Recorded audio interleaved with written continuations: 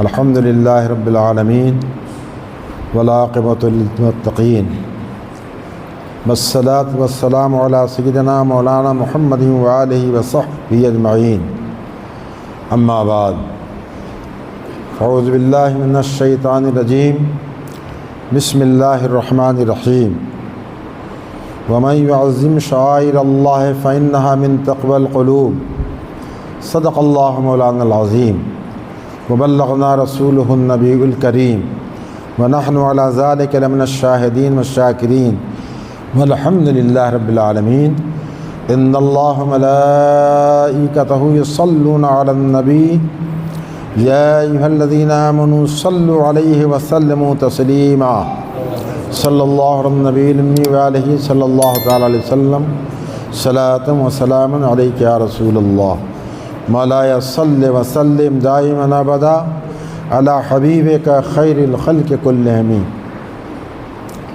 معزز حاضرین و محترم سامعین،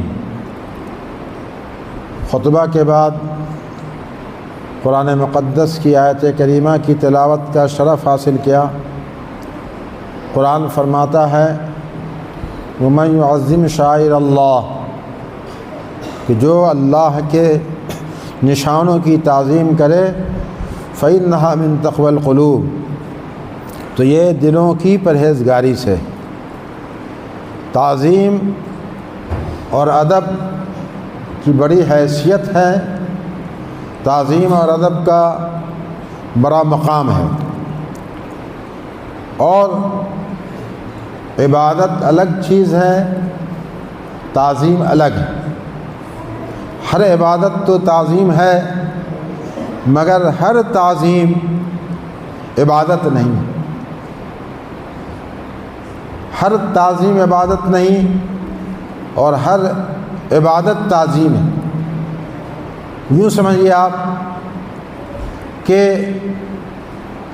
ہم نماز کے لیے کھڑے ہوتے ہیں، ظاہر ہے کھڑے ہوتے ہیں ہاتھ بات کر کے، تو کھڑے ہوتے ہیں ہاتھ بات کر کے، یہ عبادت۔ اور یہی ہاتھ بات کر کے اگر ہم کھڑے ہوئے اپنے شیخ کے سامنے، استاد کے سامنے، تو یہ تعظیم ہے، عبادت نہیں۔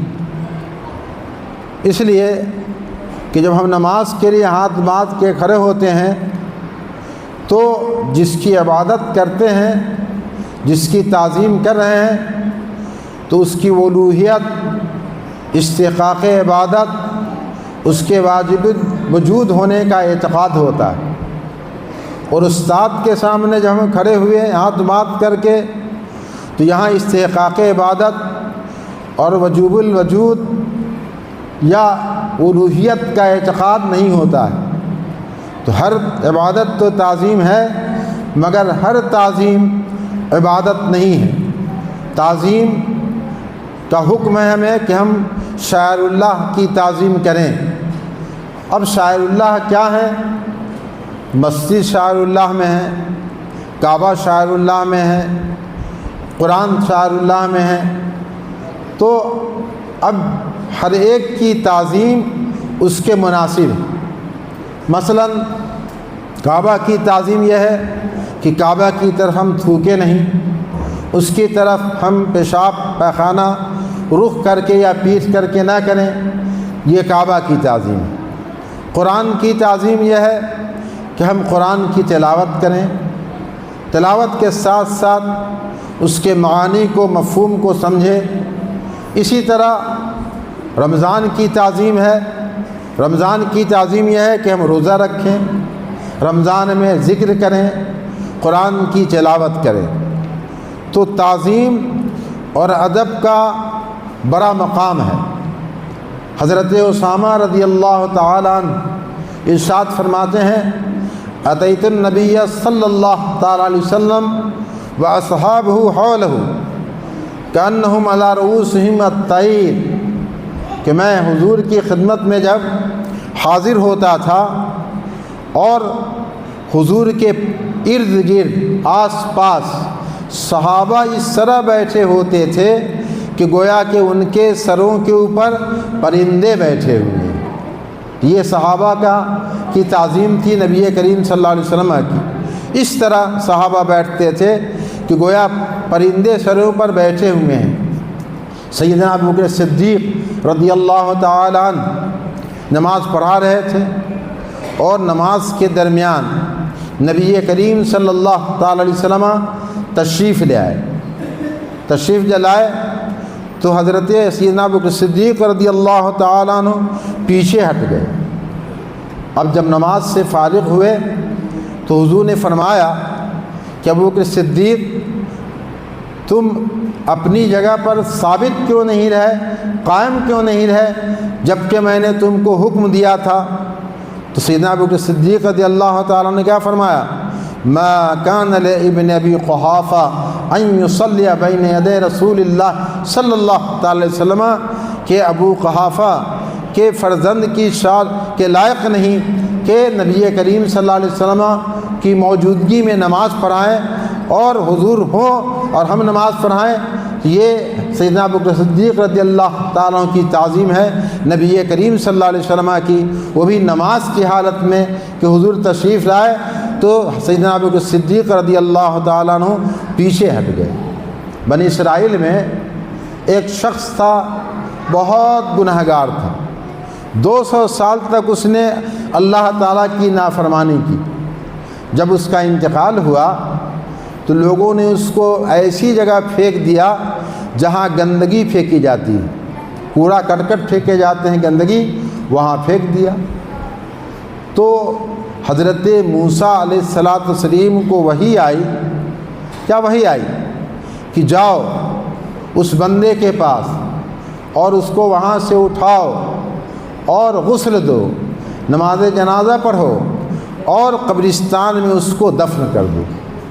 جی اب اللہ کا حکم آیا حضرت موسیٰ علیہ السلام کو، تو حضرت موسیٰ نے عرض کیا، اے اللہ، بنی اسرائیل گواہی دیتے ہیں کہ اس نے تو 200 سال تک تیری نافرمانی کی ہے، اور پھر تیرا یہ کرم۔ تو اللہ تبارک و تعالیٰ نے فرمایا کہ جب یہ شخص تورات کی تلاوت کرتا تھا اور جب میرے حبیب کا نام آتا تھا تو وہ اس کو چومتا تھا، آنکھوں پہ رکھتا تھا اور میرے حبیب پر درود شریف پڑھتا تھا، تو اس لیے میں نے اس شخص کو بخش دیا۔ یہ نبی کریم صلی اللہ تعالی علیہ وسلم کے ادب کی برکت ہے کہ جو 200 سال تک نافرمانی کرتا رہا، اور اس کے بعد بھی دیکھیے رب تبارک و تعالیٰ نے اس کو بخش دیا۔ حضرت امام بخاری رحمۃ اللہ تعالی علیہ، جو بہت مشہور محدث ہیں، جن کی بخاری شریف پوری دنیا میں پڑھائی جاتی ہے، ان کے ادب کا عالم یہ دیکھیے کہ وہ ادب کیسے کرتے تھے۔ مسجد کا ادب کہ بیان حدیث کے لیے مسجد میں اجتماع تھا، اور ایک شخص کو انہوں نے دیکھا حدیث بیان کرتے ہوئے کہ اپنے داڑھی سے تنکوں کو نکالا اور مسجد میں ڈال دیا۔ حضرت امام بخاری رحمۃ اللہ تعالیٰ علیہ دیکھ رہے تھے، تو انہوں نے نظر بچا کر کے اس تنکے کو لیا، لینے کے بعد اپنی تاستین میں رکھ لیا اس کو، اور جب مجلس برخاست ہوئی تو مسجد سے باہر جب لوگ نکلے تو امام بخاری رحمۃ اللہ تعالیٰ علیہ نے اس تنکے کو باہر ڈال دیا، ڈال کر کے ادب بتایا ہم کو کہ دیکھو، جس کوڑے کرکٹ کو، جس تنکے کو تم اپنے جسم پر برداشت نہیں کر سکتے ہو، اس کو خدا خانہ میں کیسے ڈال دیا؟ ظاہر ہے تنکے کو جب ڈالا اسی لیے تو کہ جسم پر برداشت نہیں ہوا تو ڈال دیا مسجد میں۔ تو انہوں نے درس دیا کہ جس تنکے کو اپنے جسم پر برداشت نہیں کر سکتے، اس کو مسجد میں کیسے ڈال دیا۔ یہ امام بخاری رحمۃ اللہ تعالیٰ علیہ کا ادب مسجد تھا۔ اور امام صاحب ہدایہ کتاب پڑھائی جاتی ہے، ان کے ادب کا عالم دیکھیے۔ ہم اور آپ ہیں، مگر ہمارے بزرگوں کے ادب کا عالم دیکھیے کہ امام صاحب ہدایہ رضی اللہ تعالیٰ عنہ درس دے رہے تھے، اور جب درس دے رہے تھے تو وہاں قریب میں بچے گیند کھیل رہے تھے۔ جب گیند کھیل رہے تھے تو وہ گیند قریب میں آ گئی۔ جب قریب میں گیند آئی تو ایک بچہ گیند کو لینے کے لیے آیا، اور جب بچہ گیند کو لینے کے لیے آیا تو صاحب ہدایہ رضی اللہ تعالیٰ عنہ کھڑے ہو گئے۔ اب وہ بچہ گیند لے کر کے چلا گیا۔ جب چلا گیا تو بیٹھ گئے۔ توجہ چاہوں گا، بچہ ہے، گیند لینے آیا ہے، اور جب گیند لے کر چلا گیا تو امام صاحب ہدایہ بیٹھ گئے، اور جب تک وہ بچہ رہا کھڑے رہے۔ جب سبق ہو گیا مکمل تو طلبہ نے پوچھا کہ حضور وہ بچہ تھا اور گیند لینے آیا تھا، اس کے لیے آپ کھڑے ہو گئے، اس کی وجہ کیا ہے؟ تو صاحب ہدایہ نے کیا فرمایا کہ تھا تو بچہ مگر میرے استاد کا لڑکا تھا، استاد زیادہ تھا، اس لیے میں کھڑا ہو گیا ادب کے لیے، اس کی تعظیم کے لیے۔ تو دوستو، ہمارے بزرگوں کا ادب دیکھیے کہ کس قدر ہمارے بزرگوں نے ادب کیا ہے۔ ہم اور آپ ہیں، اذان ہوتی رہتی ہے، گفتگو کرتے رہتے ہیں، بات چیت کرتے رہتے ہیں، حالانکہ جب اذان کی آواز آئے تو بات چیت کو بند کرنا چاہیے۔ یہ ادب ہے کس کا؟